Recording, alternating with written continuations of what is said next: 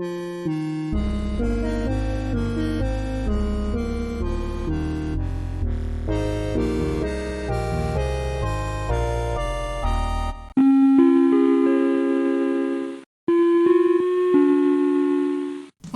welcome to part 12 of Barrier Aggression, my critical analysis of select material from Autism Confidential, the National Council on Severe Autism's podcast, where previously we took some time from our busy schedule to cover an otherwise unrelated presentation by Lee, because Lee, an NCSA board member who is said to be a doctor, decided that the best way to advocate for more thorough diagnostic terminology to highlight the struggles of the highest support needs autistic people was to make fun of completely unrelated low support needs autistic people who were facing workplace discrimination while working as doctors.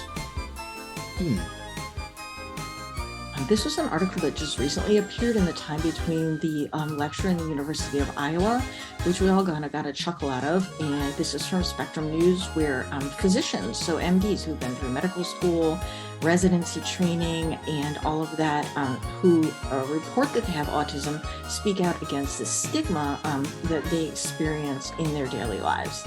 Jenny also had a comment to this article. Again, she was just sort of blown away and had to kind of make a joke that these children are so similar to her son, who had a conversation with his moose costume and then watched the Berenstain Bears before eating his 8th apple of the day. Well, you can clearly see these people had it coming. Those children not only had the nerve to call themselves autistic just because they were clinically diagnosed with autism, and on top of that, had the nerve to call themselves doctors just because they went through training and education to become licensed physicians. I mean, how fucking dare they, right? I mean, next thing you know, they'll be demanding that Lee and her friends stop referring to them as children just because they're adults. Will this sense of entitlement ever cease? I mean, anyway, back in episode 29 of Autism Confidential, Lee was going on a biased rant seeking to discredit a Spectrum News article about discrimination against high-functioning autistic people in the workforce by comparing those high-functioning autistic people with her own low-functioning patients, at least in the terms that she would describe them. As if like saying that, well, I have autism and I'm a physician.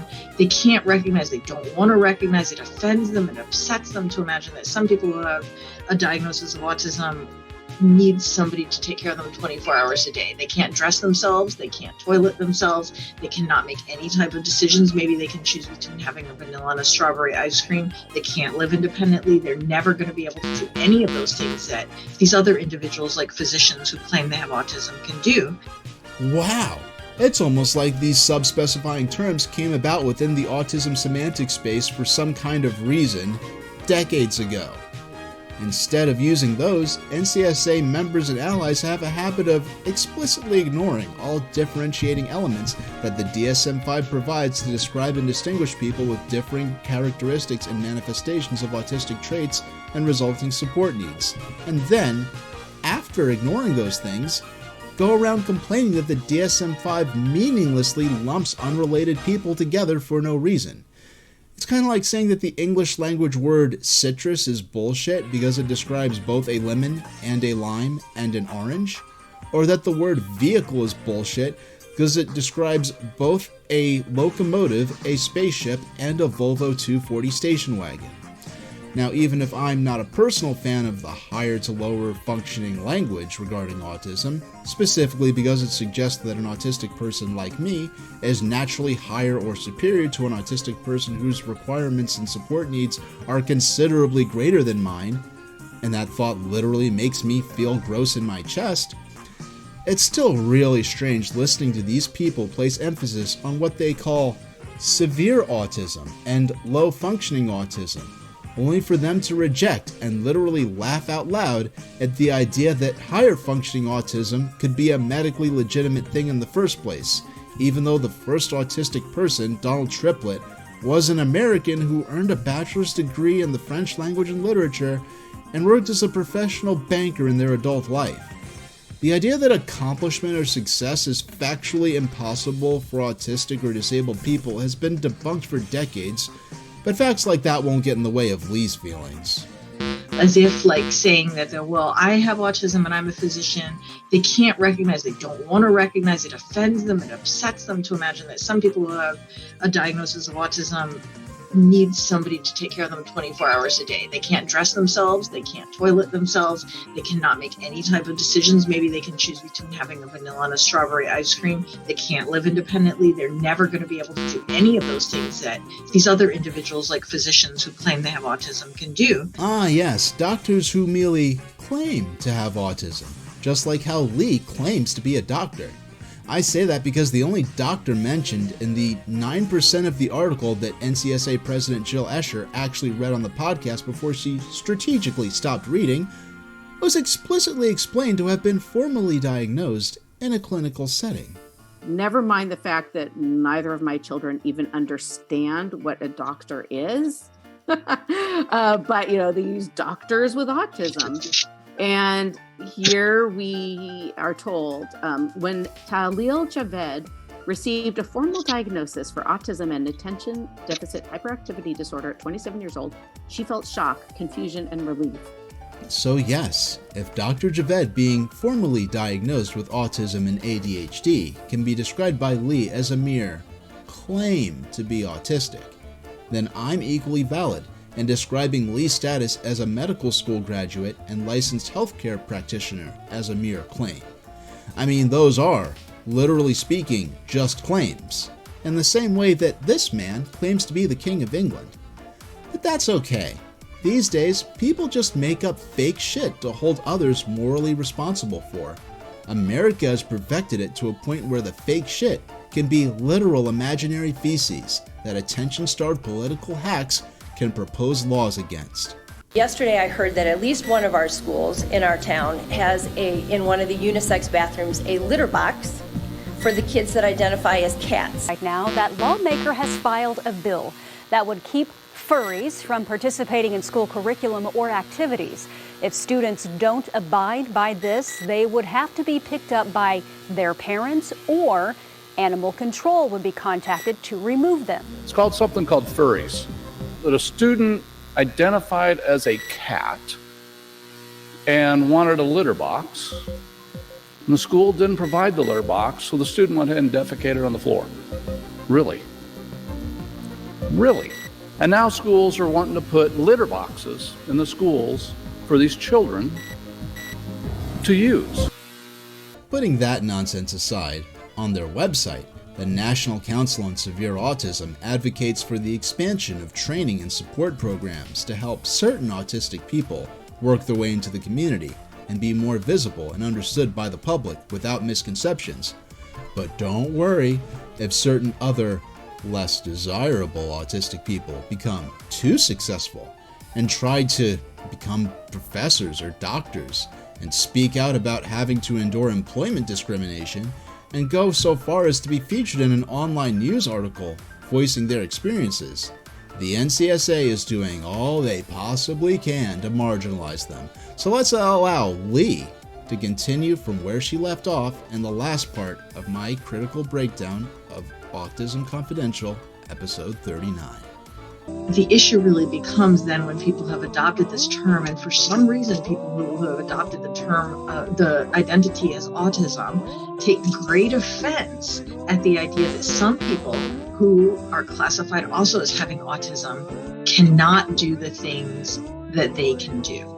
As if like saying that well, I have autism and I'm a physician. They can't recognize, they don't want to recognize, it offends them, it upsets them to imagine that some people who have a diagnosis of autism need somebody to take care of them 24 hours a day. They can't dress themselves, they can't toilet themselves, they cannot make any type of decisions. Maybe they can choose between having a vanilla and a strawberry ice cream. They can't live independently. They're never going to be able to do any of those things that these other individuals, like physicians who claim they have autism, can do. And that's really, like, for me, where the problem comes. Like, if a physician wants to say they have autism, like, okay, that's fine, good, go for it. But if saying that you have autism as a physician means that you're going to negate the only one trying to negate anything, at least here and now, is the NCSA in relation to the Spectrum News article. as they attempt to negate the fundamental validity of autistic people other than those they call severely autistic. Now, I would say, in my opinion, the biggest flaw with the grievances expressed by the NCSA members and allies in these podcasts is not that they are necessarily entirely unmerited, but flawed in that they seem convinced that what they call high-functioning autism is a political party that holds official stances, agendas, and platforms that are all coordinated to suppress and silence lower-functioning autistic people. You can't say that those people are discounted or that their diagnosis isn't real, or come up with all sorts of other nonsense statements like, well, actually those people are just as high functioning as I am. It's a societal issue. None of the autistic people featured in that article use that opportunity to claim the struggles of your patients aren't real, Lee, unless you think that they're merely being visible at all as autistic people who can do things that are beyond the reach of your patients somehow constitutes an act of aggression or suppression by high-functioning autistic people against those you call lower functioning. I have more than enough evidence to reasonably make the case that you probably believe that, and if you do believe that, Lee, you're an asshole. Now, I hope you somehow don't believe that, and that I'm elaborately mistaken, but I also hope that you didn't actually read the article in question beyond the mere 9% Jill decided to read out loud in this podcast. Because if you did read that article in its entirety and still responded to it the way you have in not one, but two different NCSA YouTube videos, you are a disgustingly vicious disability bigot. And something about Lee's tone here. I mean, those individuals, I really, when I hear that type of garbage, I feel like, inviting them, okay, well, you know what, we're always short of direct care staff on the neurobehavioral unit. So if you'd like to come and work with some of my patients and talk to them about running for office or what type of job that they'd like to have and how they're going to purchase an apartment, have at it.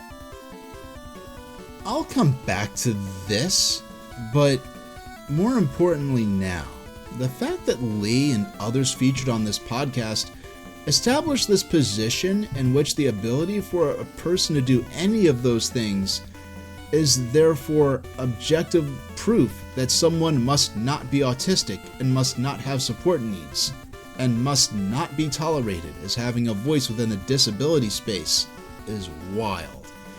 And yes, I do say that Lee considers disabled people being able to do things that our own patients cannot to be intolerable because of the nature of her literal eye-rolling response to merely hearing word of an article about autistic people other than her patients speaking out about the challenges they face, when the people in the article didn't speak out in any way against the challenges of patients like those Dr. Wachtel focuses her practice upon. Doctors with autism speak out against stigma. All right, so never mind the fact that neither of my children even understand what a doctor is. But these doctors with autism and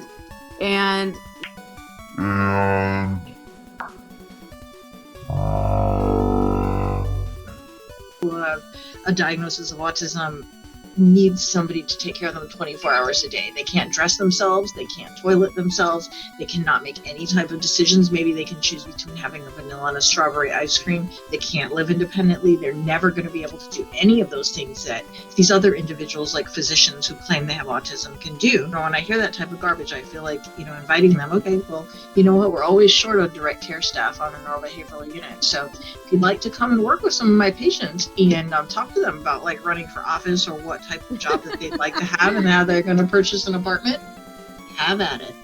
Profiles of disability, of support needs requirements that describe extreme difficulty or total inability to do some or all of those things, or an indisputably real and valid part of the range of experiences faced by autistic people. That doesn't give Lee and her friends at the NCSA an excuse to misrepresent deficits in those tasks, skills, and capabilities as actual diagnostic criteria by which an individual possessing one or more of them can be used to invalidate an autistic person's presence in the disability space and mark them as fair game to be treated, in effect, as disability fraudsters who are assuming neurodevelopmental disorder labels in bad faith and in fact are merely quirky and sensitive, but otherwise completely normal, as the written description for this very podcast episode's YouTube posting explains it. There's a problem that people far deeper into the autism self-advocacy movement than me have drawn attention to, where autistic people treat the so-called autism mom as this monolithic antagonistic force out to invalidate their struggles in the name of fighting for their own children's rights, and it's inherently corrosive and unhealthy. But what will never help in stopping that is when the parents and doctors of high support needs autistic people actually validate that archetype by criticizing the fundamental legitimacy of autistic people who don't outwardly closely resemble those they are invested in providing specialized help for. These actual autism attack moms and autism attack doctors, as I have covered even before this present video series, treat high-functioning autism as an insurgent political movement against other autistics, and also treat high-functioning autism interchangeably with the neurodiversity paradigm and with the autism self-advocacy movement, even though those are three distinct and separate things.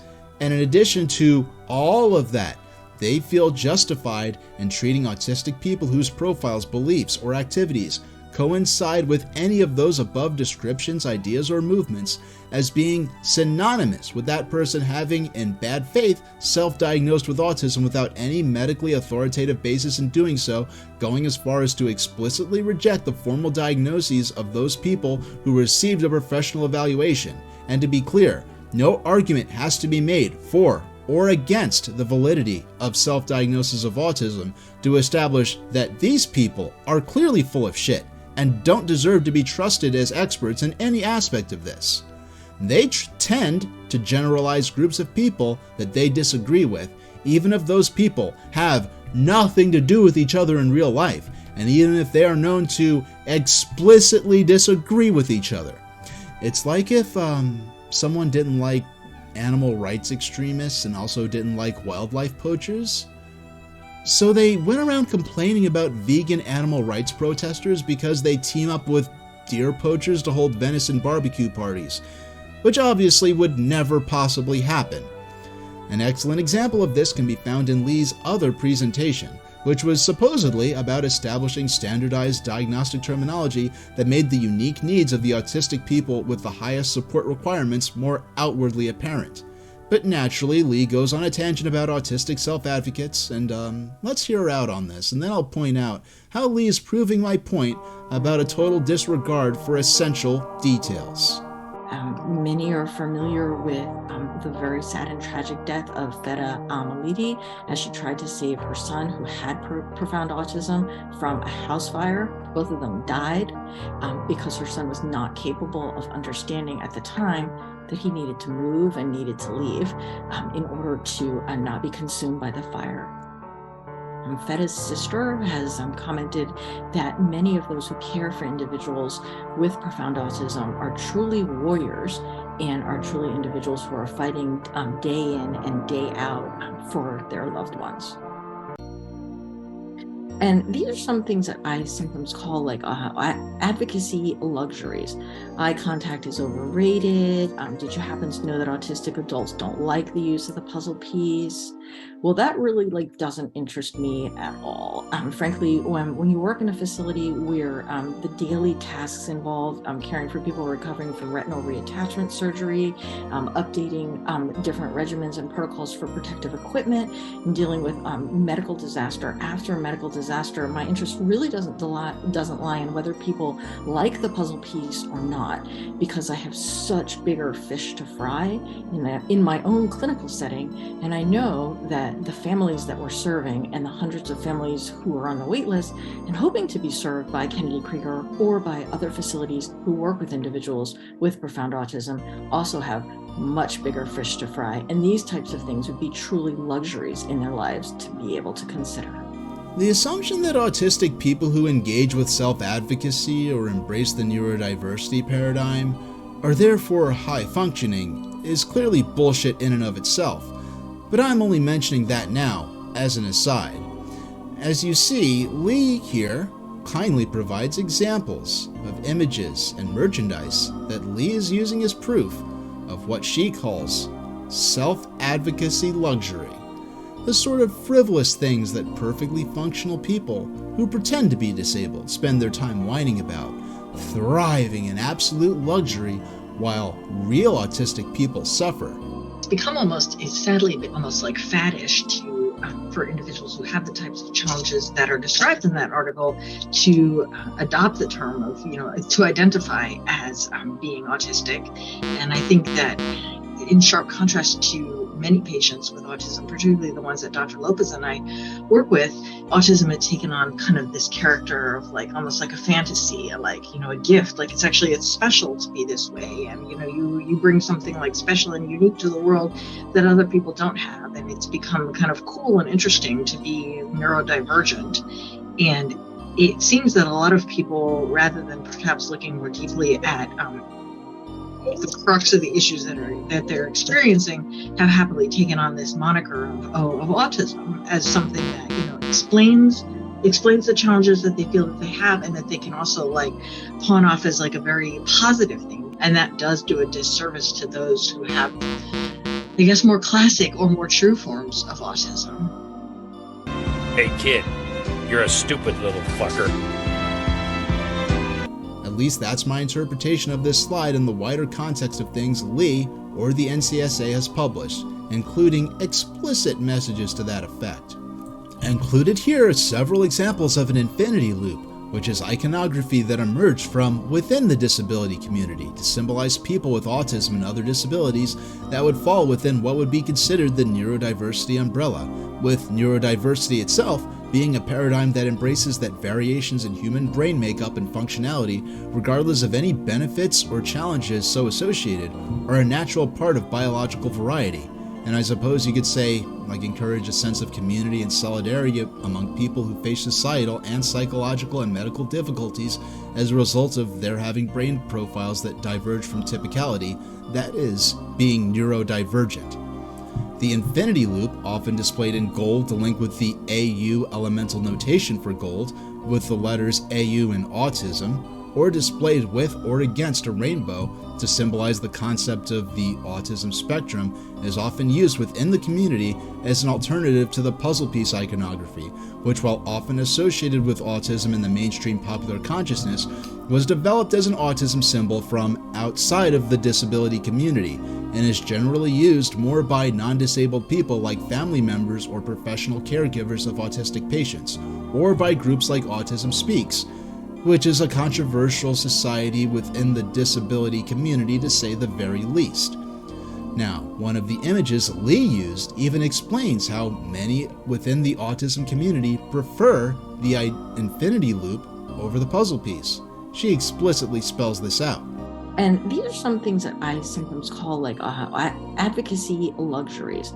Eye contact is overrated. Did you happen to know that autistic adults don't like the use of the puzzle piece? Well, that really doesn't interest me at all. My interest really doesn't lie in whether people like the puzzle piece or not, because I have such bigger fish to fry in my own clinical setting, and I know that the families that we're serving and the hundreds of families who are on the wait list and hoping to be served by Kennedy Krieger or by other facilities who work with individuals with profound autism also have much bigger fish to fry, and these types of things would be truly luxuries in their lives to be able to consider.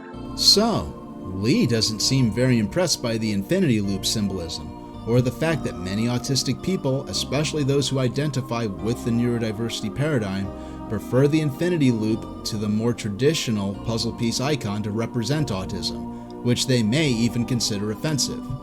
The puzzle piece symbol has an interesting history. It's probably a bit more complex than some of the neurodiversity movement may care or realize, but that's not my concern now. The point is, neurodiversity loop, Lee's not a fan of it, nor does she care about the preference within the community for the loop over the puzzle piece, which they frequently reject, nearly unanimously. To Lee, it's all proof of the luxury so-called autistic self-advocates thrive in, while real autistic people, like her patients, suffer. in sharp contrast to many patients with autism, particularly the ones that Dr. Lopez and I work with, autism had taken on kind of this character of like almost like a fantasy, like, you know, a gift. Like it's special to be this way. And, you know, you bring something like special and unique to the world that they can also like pawn off as like a very positive thing. And that does do a disservice to those who have, I guess, more classic or more true forms of autism. Now, that being said, look at the upper middle image here.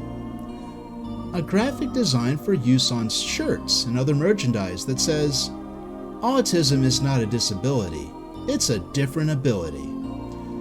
This is another piece of Lee's evidence of the trivializing and insincere nature of so-called autistic self-advocates. Except, even as Lee has complained about high-functioning autistic people marginalizing lower-functioning autistic people by erasing any sense of a challenge or struggle in relation to being autistic, the whole cliche of different ability, not disability, or differently abled, not disabled, is one of the most consistently reviled tropes I've seen in online disability discourse, including online circles of autistic people.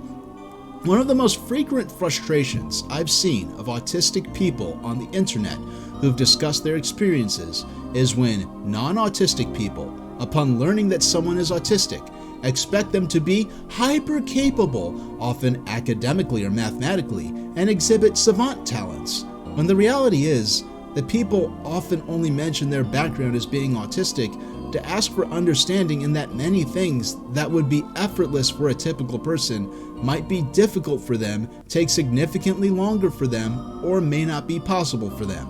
In fact, the former Asperger's syndrome diagnosis introduced in DSM-4 had gained so much traction in the mainstream popular conscious as a pathologized manifestation of genius, savant talents, and hypercapability that when the DSM-5 was introduced in 2013 and the Asperger's diagnosis was subsumed into autism spectrum disorder, generally aligned with level 1, often described as the least severe profile of support needs requirements, I saw both online and in person a number of people who had been diagnosed with former Asperger's syndrome begin to identify with the autism spectrum disorder level 1 label reluctantly, and mainly because the Asperger's syndrome diagnosis, in the context of casual parlance, had been so severely drained of any context of actual disability that the nature of our support requirements weren't being taken seriously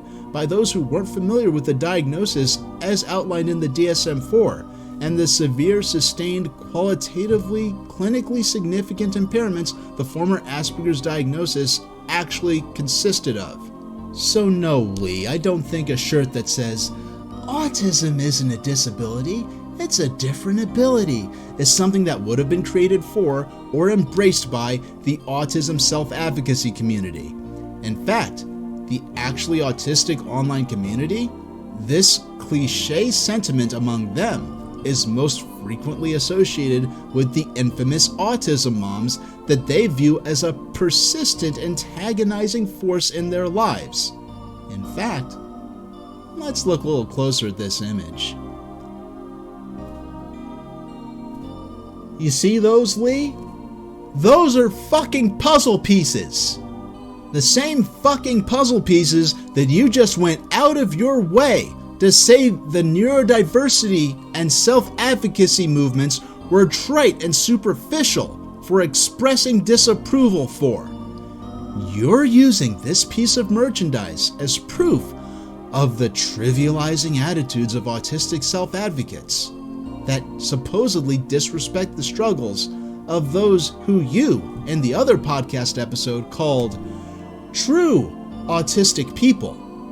But it uses puzzle piece iconography that you just explicitly explained that autistic self-advocates don't even like. This piece of merchandise is literally created for and marketed toward autism moms. The same autism moms that some chronically online people, many of whom consider themselves autistic self-advocates, happen to characterize as the bane of their existence specifically because of the images and attitudes featured on this sort of merchandise. Lee, you wanted to prove how trivializing and insincere autism self-advocates supposedly are, but all you did was prove your own lack of attention to basic facts of what you're talking about. When I say that you don't care about real life, this is what I mean. This isn't just a matter of you not doing your research on something you're unfamiliar with. This is a matter of you not caring about what you're presenting as evidence to support your attempted argument as to how trivializing and insincere we are. This could have easily been avoided if you paid even the slightest amount of attention to what you were putting in your own presentation.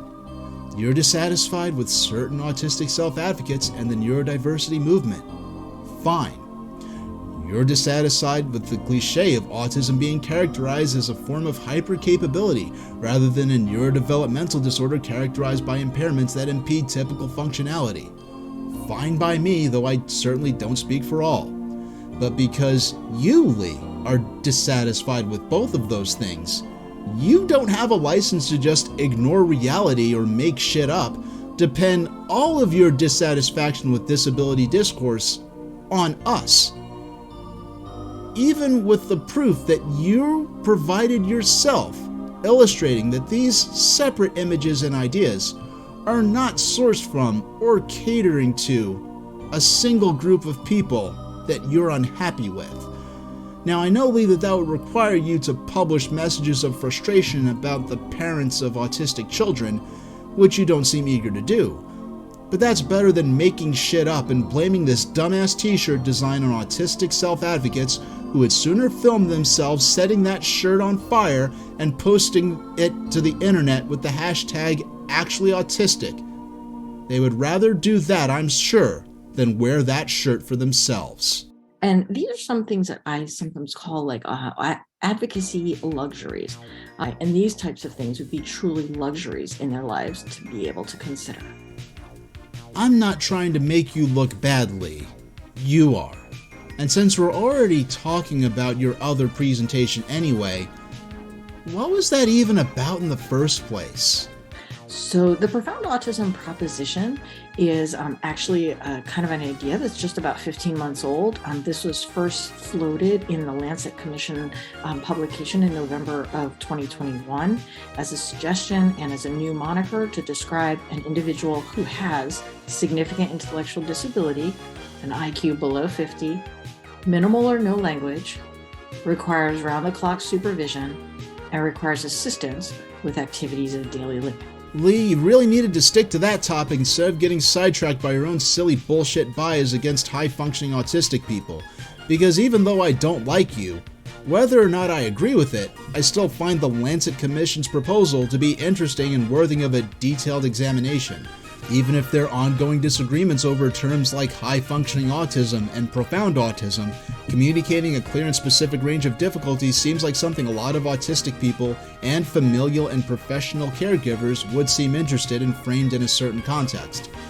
But Lee thinks that establishing the phrase profound autism, as proposed by the Lancet Commission as a standard within administrative and clinical language, could alleviate these troubles. And that's what her presentation titled "The Case for Profound Autism" was supposed to be about.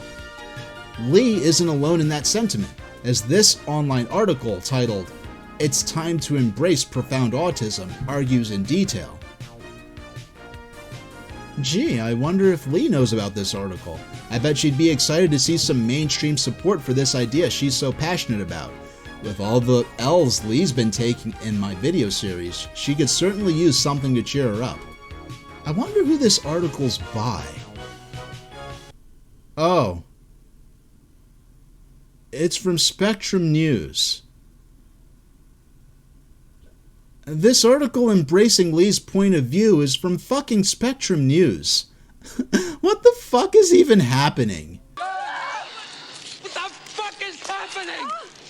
The entire foundational subject of the NCSA's 39th podcast episode, aside from Sia's saccharine train wreck movie, is that Spectrum News supposedly has an agenda to suppress any message or idea that might run the risk of benefiting lower functioning autistic people, and that Spectrum News does so by promoting the dreaded neurodiversity paradigm, which the NCSA is obsessed with characterizing as being inherently antagonistic toward high support needs autistic people like those the NCSA cares about helping.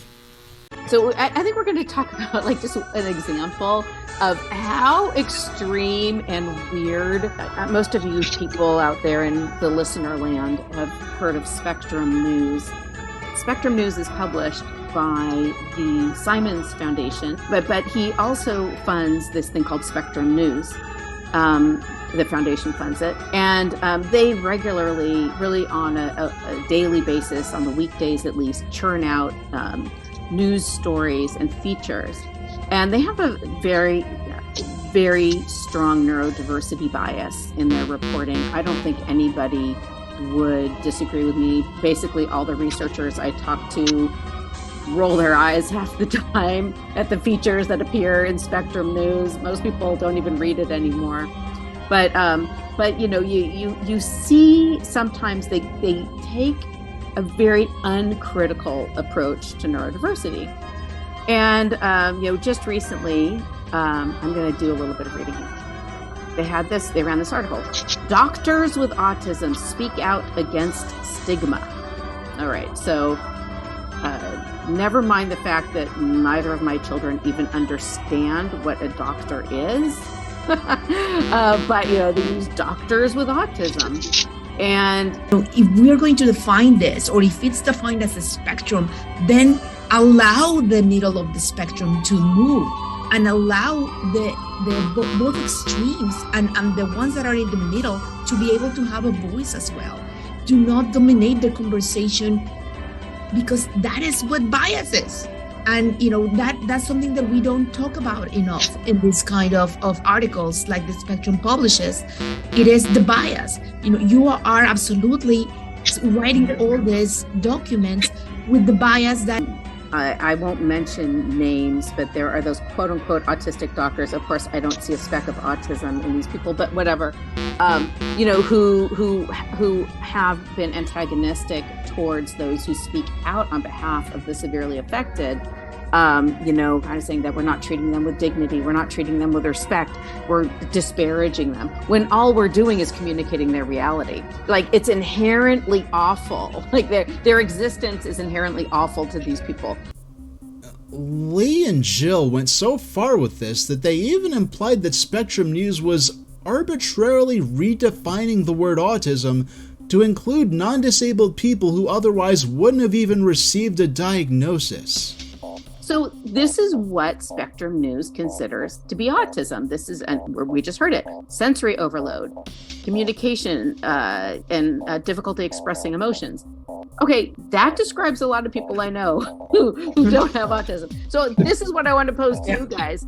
And that's not what Canner initially described. So autism is most definitely not. I'm not saying. I promise you, I was not looking for more fuel to further question the NCSA's strangely personal vendetta against Spectrum News.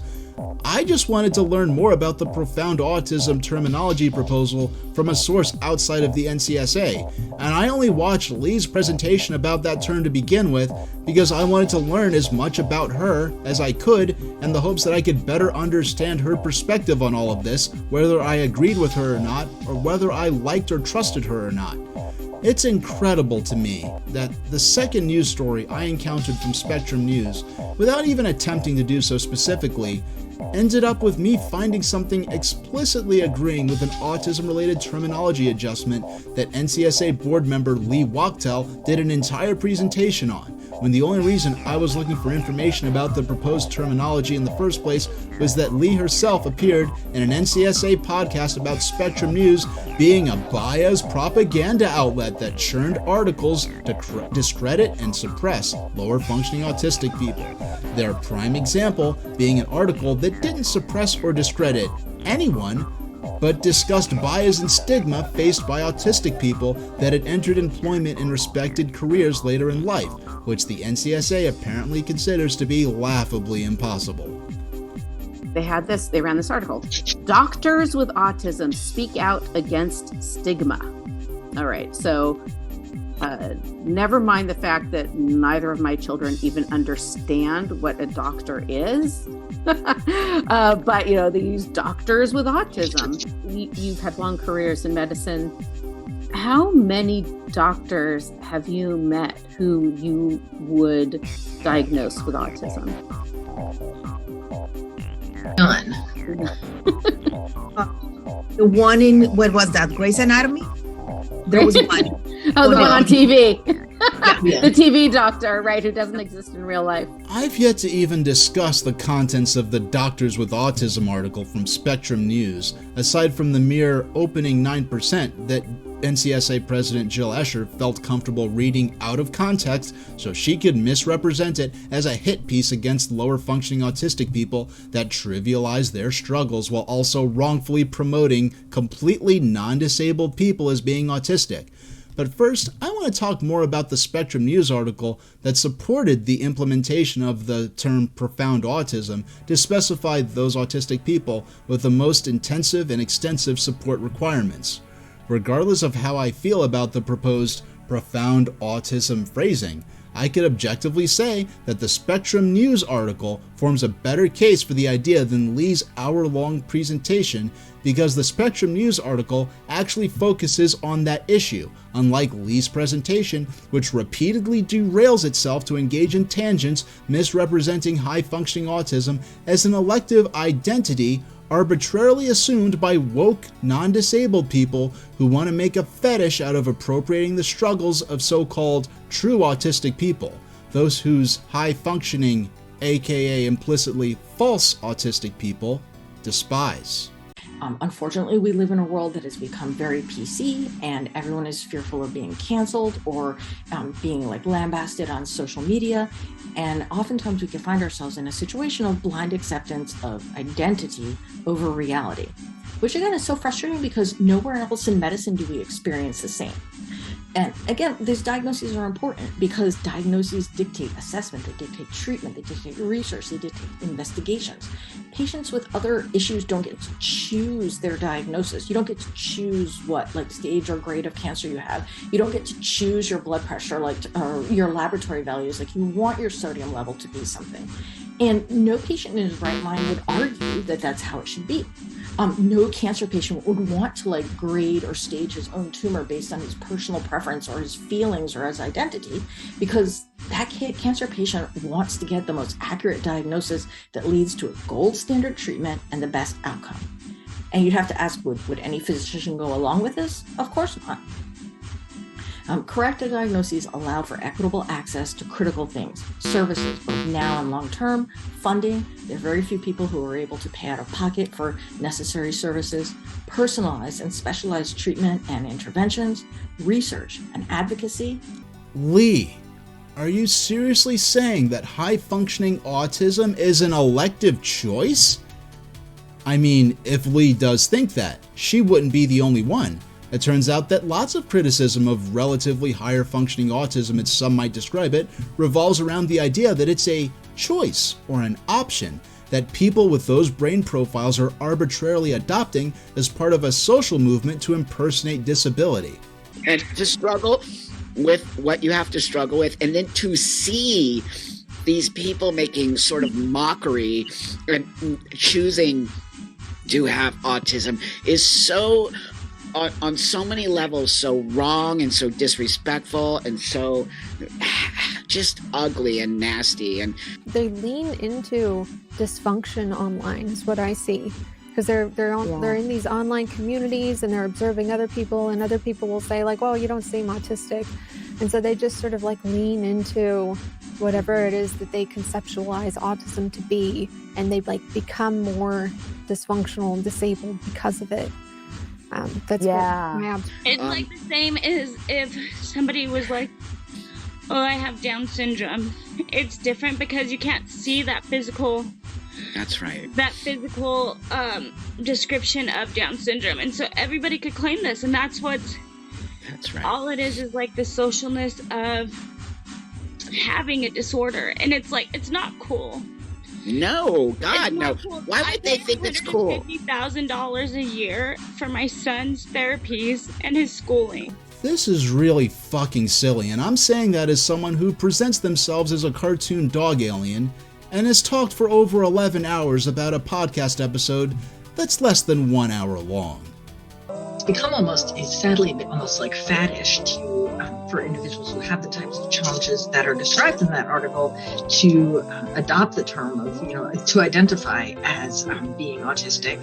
And I think that in sharp contrast to many patients with autism, particularly the ones that Dr. Lopez and I work with, autism had taken on kind of this character of almost like a fantasy, a gift, it's special to be this way. And, you bring something special and unique to the world that other people don't have. And it's become kind of cool and interesting to be neurodivergent.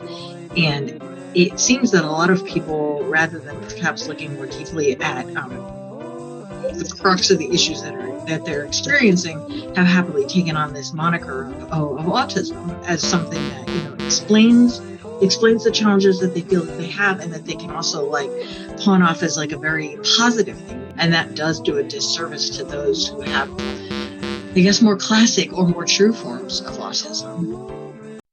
Hey kid, you're a stupid little fucker.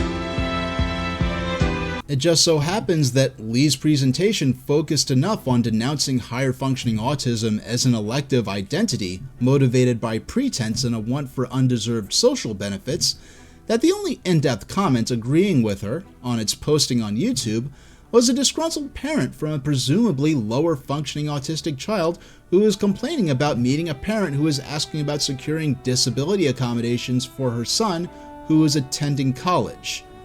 The angry parent in the YouTube comment seemed to be morally outraged by the idea that the parent of a son that was attending college would even be at a meetup for the parents of autistic children in the first place, let alone the idea that a college would provide accommodations or services for students with documented disabilities. And of course, the autism attack mom in the YouTube comment also seemed to be explaining the nature of the situation that the other parent was discussing regarding her son's disability requirements in a deliberately misleading manner, such as to make the specifics of the disability and the requested accommodation seem as absurd and petty as possible, when based on even the limited context, it was more than plausible that the student in question had a skeletal, muscular, or other disorder that the Karen in the NCSA comments section ignored to falsely depict this student as wrongfully claiming disability so they could stand during class for no reason other than to disrupt the classroom and feel special. Once again, the presumption seems to be that if someone was actually disabled in any manner worthy of formal documentation or consideration for accommodation, that person shouldn't have been attending college in the first place. If you haven't figured this out by now, if you believe things like that, you're a grand demonic sona fabricate bastard disability bigot of the last degree. Because people with autism and other disabilities were at least able to attempt college and hopefully earn a degree that could open up better opportunities to support themselves and push the limits of their self-reliance, often find themselves to be exactly the kind of people who are told they're too normal, too intelligent, or not disabled enough to qualify to receive any sort of financial disability supports, that these supports are for real disabled people who can't work, and that they need to pick themselves up by their bootstraps and join the workforce. And of course, these people do try to find employment, and in spite of working harder than a non-disabled person might need to complete the same tasks, they still experience difficulties a typical person wouldn't, only to be told that they're too incompetent to work and should give that position up to someone who could actually do the job properly and contribute to the economy instead of holding society back. I've known disabled people in college who had significantly higher support needs than me, who were also straight A students and engaged with the material at a higher level than many non-disabled students who still had to fight to get accommodations in order to even participate in that environment. Accommodations of the sort that the bigoted mother, who was the biggest fan of Lee Wachtel's presentation on YouTube, would laugh at as a frivolous entitlement that insults the struggles of her real autistic child. As much as I've criticized Buck Angel's podcast interview with an autism attack mom named Amber, who spread incredible misinformation that disparaged higher functioning autistic people, I still gave credit to Buck himself for interacting with his YouTube comments on that video, and not only interacting positively with comments offering views contrary to those expressed by Buck and his guest on the podcast, but also responding with disapproval toward at least one example of a comment that explicitly endorsed bullying as a valid solution to the problems Buck and Amber felt were present in the online disability community. Buck's interview with Amber had hundreds of responses on YouTube, and Buck took the time to interact with many of them and even expressed disapproval toward people who actually agreed with him and his guest if he thought their suggestions promoted bad behavior. And even though I disagreed with the autism discussion in that podcast episode, I think the channel owner taking this initiative reflects sincere constructive intentions of, I guess, some sort or another that I'm not going to further comment on. Meanwhile, on the National Council on Severe Autism's YouTube channel, the posting of Lee's presentation advocating for the term profound autism only had 6 comments on it at the time that I found it. The bigoted comment by a disgruntled autism attack mom ridiculing another parent who was seeking advice on securing disability accommodations for their son who was in college is the most in-depth response approving of Lee's lecture. I don't think the NCSA should have deleted that comment. It illustrates an important point that I'm now using to attempt to make the case against disability discrimination. But I do think that if the NCSA aren't disability bigots, I think they harbor a certain level of duty to respond to a post like that. Maybe something like, "Thank you in your interest in supporting the NCSA and our support for the adoption of the term profound autism as proposed by the Lancet Commission. While the NCSA focuses its efforts on furthering care, treatment, and housing options catered to the subcategory of autistic people with the most severe deficit profiles, it's important to understand that there are people within the autism community of many descriptions who have valid, clinically recognized support needs that lie outside of the NCSA's range of specialty. We at the NCSA hope you will take the time to learn to understand the experiences of disabled people and their families within your local groups and lift each other up as you fight to secure happy and safe futures for your disabled loved ones." There, I just did unsolicited volunteer work for a not-for-profit that I don't even fucking like, using disability terms that I don't even use myself. I don't think the NCSA is bad for not replying with something of that nature to the flagrantly bigoted autism attack mom in their comment section, but when Buck Angel went through hundreds of comments on his autism discussion video and left disapproving interactions on at least one comment he felt was harmful, even though it agreed with the sentiment expressed within the podcast itself, while the NCSA got a mere 6 comments on Lee's profound autism presentation video, and the only in-depth response goes into great detail approving with Lee's presentation by relaying a bigoted story that this person thinks validates Lee's point, only to get no reaction, positive or negative, from those running the NCSA YouTube channel at all. In my opinion, it doesn't look very good for them. And of course, when I talk about autism attack parents and autism attack doctors, I don't mean people who speak up for their autistic children and patients' right to be respected and understood. I mean bullshit like this, where they harbor overt resentment toward autistic people who might be able to, even with difficulty, do certain things that their own children and patients may never be able to do themselves. And given the way that I've shown that these attack parents, attack doctors, consistently misrepresent the experiences of relatively higher functioning autistic people, and even misrepresent not just diagnostic literature regarding neurodevelopmental disabilities, but also misrepresent the actual history of autism itself to suit their agenda, I don't think it's unreasonable to ask whether or not these specific people should be the ones shaping public opinion and policy making that directly impacts the lives of disabled people of all descriptions, whether or not they fall into the category of those that the NCSA and like-minded people consider worthy of attention and support. Well, I think that about does it for part 12 of barrier aggression, and I only covered about a minute and 4 or 5 seconds of additional material from the NCSA podcast episode, making for a third entire video dedicated almost entirely to silly shit that Lee said.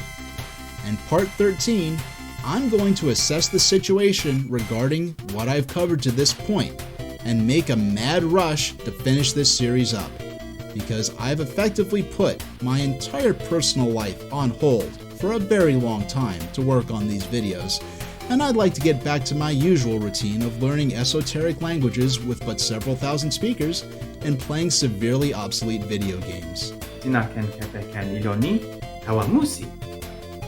Soweli tawa limusi kepeken ilotoki. Bing, bing, bing, bing, bing. I'll see you all next time, and thanks for watching.